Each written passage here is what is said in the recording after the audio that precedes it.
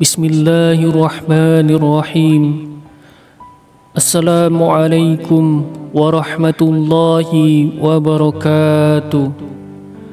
Innal hamdalillah nahmaduhu wa nasta'inuhu wa nastaghfiruh wa na'udzu billahi min shururi anfusina wa min sayyiati a'malina. Man yahdihillahu fala mudilla lahu wa man yudlil fala hadiya lahu.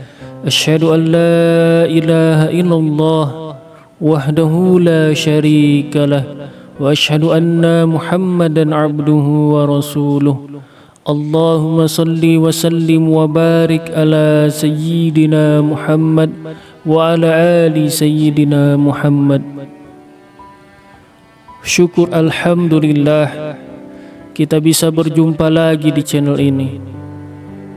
Saya berharap dan berdoa semoga saudaraku semuanya selalu diberikan kesehatan, kebahagiaan, dilapangkan rezekinya, diampuni dosa-dosanya, dipanjangkan umurnya, dan diberi keselamatan dunia dan akhirat. Amin ya rabbal alamin. Salawat dan salam kita semoga Allah sampaikan kepada junjungan kita, Nabi yang agung dan mulia, Nabi Muhammad sallallahu alaihi wasallam. Marilah kita tuliskan salawat kita di kolom komentar sambil kita ucapkan bersama-sama.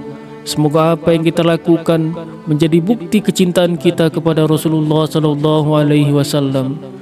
Allahumma shalli ala sayyidina Muhammad wa ala ali sayyidina Muhammad.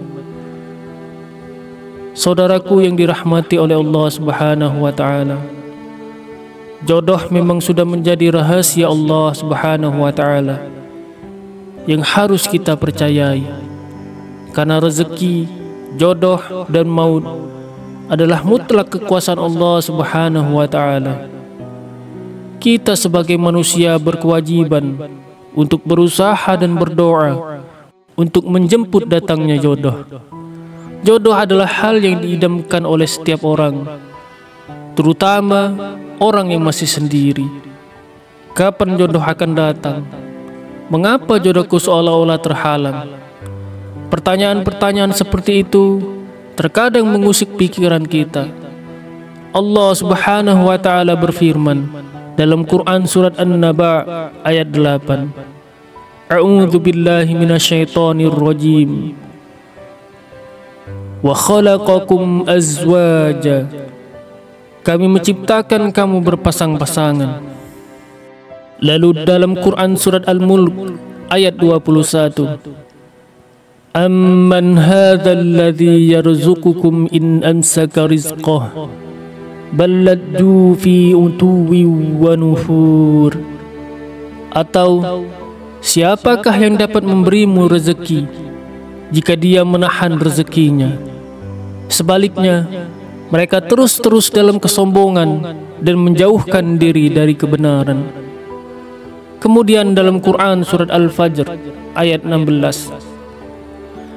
Wa amma man idza mabtalahu faqadara alaihi rizqahu fayaqulu rabbi ahanan. Sementara itu, apabila dia menguji lalu membatasi rezekinya, berkatalah dia, Tuhanku telah menghinaku. Melalui 3 ayat tersebut sudah sangat jelas bahwa jodoh atau rezeki merupakan urusan Allah Subhanahu wa taala. Dengan berserah dan berdoa dan berikhtiar kepada Allah Subhanahu wa taala, insyaallah Allah akan mendekatkan jodoh kita, dan siapapun tidak dapat menghalanginya, termasuk jin dan manusia. Jadi, apabila ada seorang yang berpendapat bahwa jodoh kita tak kunjung datang karena ulah nakal jin, itu adalah suatu kesalahan. Sebenarnya yang dilakukan oleh jin tersebut hanyalah berusaha untuk membuat kedua orang lelaki dan perempuan yang sedang ta'aruf atau tengah menjalani pertemanan menjadi ragu-ragu atau selalu bimbang di dalam hatinya. Saudaraku yang dirahmati oleh Allah Subhanahu wa taala, Berikut ini hal-hal yang menjadi penyebab terhalangnya jodoh menurut pandangan Islam. Marilah kita simak penjelasan ini sampai selesai agar tidak menimbulkan kesalahpahaman. Yang pertama, tidak adanya kesiapan dan kemantapan hati. Menyiapkan hati nurani sungguh sangat penting untuk membentengi diri kita. Caranya adalah dengan berzikir kepada Allah Subhanahu wa Ta'ala dan juga memperbanyak istighfar. Jodoh akan datang jika memang hati ini sudah benar-benar siap. Perasaan cinta yang sebenar-benarnya adalah datang dari hati nurani. Tapi perlu diingat, dalam mencintai seseorang juga tidak boleh berlebih-lebihan, agar saat dikecewakan tidak sakit hati. Cinta yang berlebihan juga bisa memancing nafsu. Ingatlah bahwa hati sangat dekat dengan nafsu.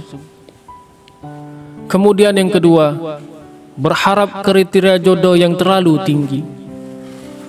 Apabila kita terlalu mematok tinggi perihal kriteria jodoh idaman, bisa-bisa tidak akan bertemu jodoh. Karena saat berkenalan dengan seseorang akan jauh dari kriteria kita yang kita harapkan. Ingat bahwa jodoh kita adalah cerminan dari diri kita sendiri.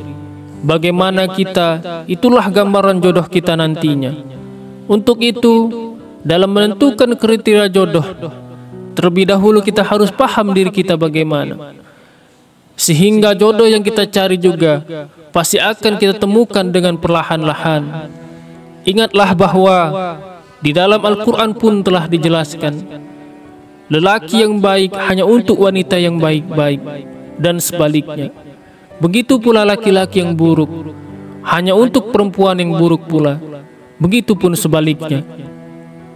Mari kita benahi diri kita agar kelak mendapatkan jodoh yang lebih baik. Kemudian yang ketiga, berharap lebih kepada orang lain. Terkadang orang yang sedang dirundung asmara akan berharap lebih kepada orang yang ia cintai. Padahal harapan yang berlebihan akan menjadi penyebab kita sakit hati dan juga menjadi penghalang datangnya jodoh. Pasrahkanlah semuanya kepada Allah dan ridho dengan ketetapan Allah, maka jodoh kita akan datang dengan cara yang tidak terduga. Kemudian yang keempat, adanya dosa yang tidak disadari. Sebagai manusia, tentu saja kita pasti berbuat dosa, yang mungkin dosa tersebut kita lakukan tanpa kita sadari. Dan di dalam beberapa hadis dikatakan bahwa menghambat jodoh adalah dosa-dosa yang pernah dilakukan. Maka segeralah bertobat supaya jodoh segera datang. Lalu bagaimana menghapus dosa yang tanpa kita sadari itu? Caranya adalah dengan kita senantiasa berzikir dan beristighfar kepada Allah Subhanahu wa Ta'ala dengan memohon ampunannya. Kemudian yang kelima, terlena dalam suatu ikatan atau pacaran yang tidak ada dalam Islam. Dalam Islam, pacaran itu sangat identik dengan mendekati zina. Bersepi dengan lawan jenis yang bukan muhrim, berpegangan tangan, atau bahkan lebih dari itu. Dalam Al-Quran surat Al-Isra ayat 32, Allah Subhanahu wa Ta'ala berfirman, A'udzu billahi minasyaitonir rajim. Wala taqrabuz zina innahu kana fahisyah wa sa'a sabila. Janganlah kamu mendekati zina. Sesungguhnya zina itu adalah perbuatan keji dan jalan terburuk. Ikatan yang belum sah bisa saja menjadi penyebab terhalangnya jodoh, karena bisa jadi mendatangkan banyak ketidakmanfaatan dalam hubungan tersebut. Untuk itu, kita harus berhati-hati dalam bertindak, membuat ikatan dengan lawan jenis. Jika memang tindakan tersebut dirasa banyak sekali ketidakmanfaatannya, lebih baik tinggalkan saja. Kita sibukkan diri dengan memperbaiki diri dan berkarya untuk kesiapan kita menjemput jodoh yang sudah disiapkan Allah Subhanahu wa taala. Saudaraku yang dirahmati Allah, itulah hal-hal yang bisa menghambat datangnya jodoh. Hindarilah hal-hal tersebut agar jodoh Anda segera datang. Dan ingatlah bahwa jodoh adalah orang yang dikirim Allah Subhanahu wa taala yang terbaik untuk kita. Siapapun jodoh kita, terimalah apa adanya dan benahilah diri kita mulai dari sekarang, karena jodoh adalah cerminan dari diri kita. Wallahu a'lam bishawab. Demikian yang bisa saya bagikan. Semoga bermanfaat untuk kita semuanya.